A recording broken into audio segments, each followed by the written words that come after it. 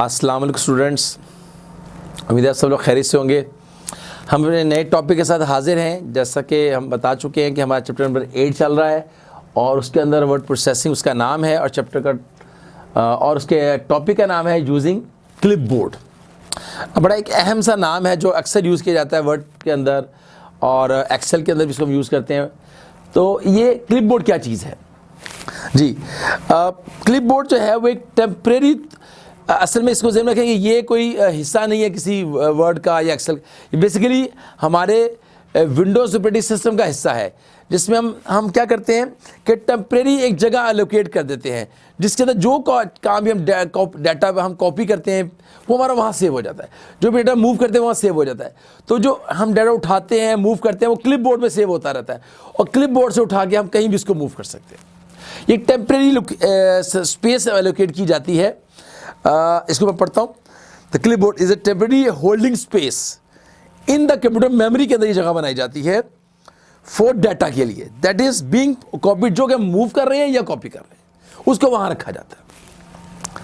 जो भी आप डाटा कॉपी कर रहे हैं मूव कर रहे हैं सब क्लिपबोर्ड में चला जाता है ताकि आप जब भी कभी, आपने देखा होगा आप 1000 दफ़ा कॉपी करें डाटा वहां से उठा के डाला जा रहा है 1000 दफ़ा पेस्ट करें पेस्ट हो जाएगा। आप काम करते करते करते करते लास्ट चीज़ आपने 1 घंटा पहले कॉपी की थी क्लिपबोर्ड में पड़ी हुई हो, वो आप उठा के दोबारा पेस्ट का बटन दबाएंगे दोबारा पेस्ट हो जाएगा। 1 घंटा पहले आपने कॉपी किया था लेकिन आपको याद आया मैंने दोबारा पेस्ट करना है तो आप उससे सिर्फ पेस्ट का बटन दबाइए, कंट्रोल पी कीजिए वी, आपका डाटा पेस्ट हो जाएगा। The clipboard is used for storing text को भी स्टोर करेगा, ग्राफिक को भी स्टोर करेगा, जो भी साउंड वीडियो जो भी आपने कॉपी करना है उसको स्टोर सब उन सब चीज़ों करें जो आप किसको करना चाहते हैं। After data has been place in the clipboard में जब डाटा चला जाता है इट कैन बी इंसर्टेड, इसे कहीं भी आप पुट कर सकते हैं, किसी भी डॉक्यूमेंट के अंदर, कहीं भी एप्लीकेशन के अंदर और कहीं भी इन डिफरेंट एप्लीकेशन कहीं भी आप उसे कॉपी या मूव कर सकते हैं।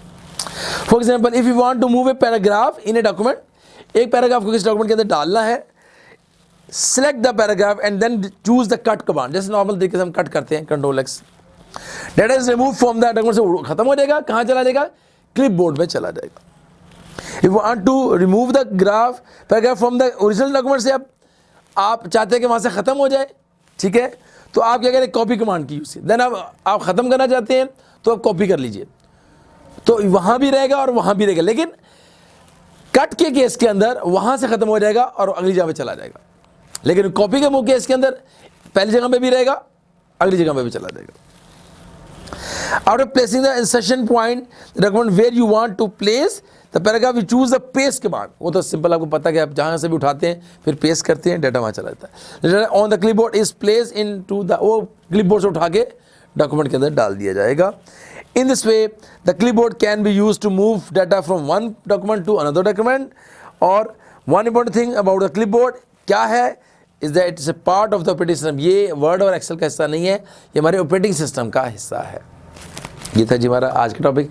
क्लिपबोर्ड के बारे में अहम टॉपिक था, कॉन्सेप्चुअल है, भूलिएगा नहीं। क्लिपबोर्ड क्या काम करता है? बेसिकली हमारी कॉपी मूव की चीज़ों को अपने पास रखता है, जब कहीं पेस्ट करना तो वहाँ से उठा के उसको हम पेस्ट कर देते हैं। ये था जी हमारा आज का छोटा सा टॉपिक। उम्मीद आपको समझ आया होगा। आप हमारे साथ रहने का बहुत शुक्रिया। Thank you. अल्लाह हाफिज़।